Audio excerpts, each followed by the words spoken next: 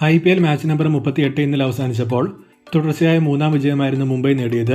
അതുകൊണ്ട് ഈ മത്സരത്തിന്റെ ഒരു റിവ്യൂ ആണ് ഈ വീഡിയോയിലൂടെ നമ്മൾ കാണാൻ പോകുന്നത്.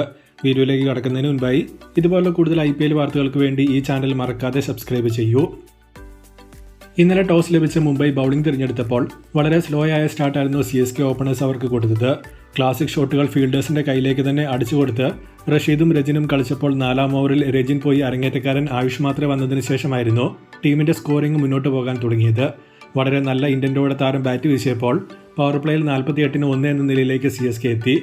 എന്നാൽ 7-ാം ഓവറിൽ മാത്രമേ പുറത്തായതിനു ശേഷം CSK ഒരു ടിപ്പിക്കൽ ടെസ്റ്റ് ബാറ്റിംഗ് ആയിരുന്നു പ്രൊമോട്ട് ചെയ്യപ്പെട്ട ജഡേജയും ദൂബെയും പിന്നീട് വന്ന 6-7 ഓവറിൽ നടത്തിയത്. അതോടെ ആയുഷ് കൊടുത്ത സ്റ്റാർട്ട് ഇവർ ബേസിക്കലി നശിപ്പിച്ചു.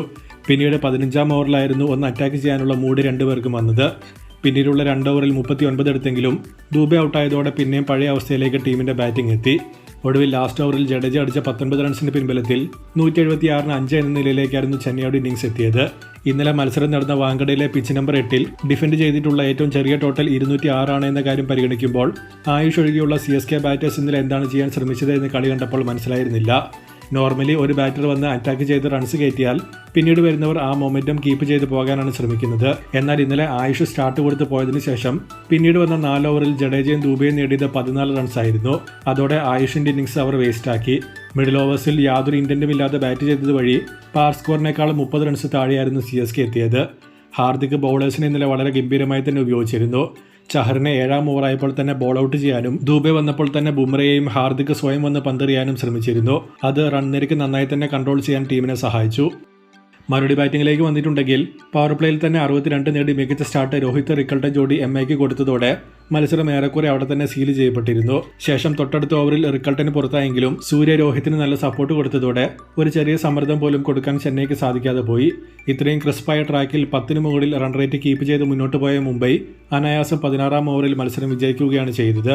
കഴിഞ്ഞ 2 മത്സരത്തിലും വളരെ മികച്ച രീതിയിൽ പന്തെറിഞ്ഞ അൻഷുൽ കമ്പോജിനെ CSK ഡ്രോപ്പ് ചെയ്തതിന്റെ പിന്നിലെ ലോജിക്ക് അവർക്ക് മാത്രമേ അറിയുള്ളൂ എന്നാണ് തോന്നുന്നത്. ജാമി ഓട്ടനെ ബാറ്റിംഗിൽ പ്രൊമോട്ട് ചെയ്യുന്നില്ലെങ്കിൽ പിന്നെ താരത്തെ ഓൾറൗണ്ടറായ ടീമിൽ ഉൾപ്പെടുത്തുന്നതിൽ തന്നെ യാതൊരു അർത്ഥവുമില്ല. സോ ബേസിക്കലി ടീമിൽ ഒരു നല്ല മാറ്റം ചെന്നൈ കൊണ്ടുവരുമ്പോൾ അതിന് നേരെ തലതിരിവായ മറ്റൊരു മാറ്റം ടീമിൽ കൊണ്ടുവന്നിട്ടാണ് ഈ വർഷത്തെ എല്ലാ ഗെയിമിലും ചെന്നൈ കളത്തിൽ വന്നിട്ടുള്ളത്. ഇതോടെ രാജസ്ഥാനാണോ ചെന്നൈ ആണോ ആദ്യം പുറത്താകുന്നത് എന്ന കോമ്പറ്റീഷൻ ഇപ്പോൾ ടൈറ്റ് ആയിട്ടുണ്ട്. മുംബൈ റൺ റേറ്റ് മെച്ചപ്പെടുത്തി 6-ാം സ്ഥാനത്തേക്ക് ഇപ്പോൾ എത്തിയിട്ടുണ്ട്.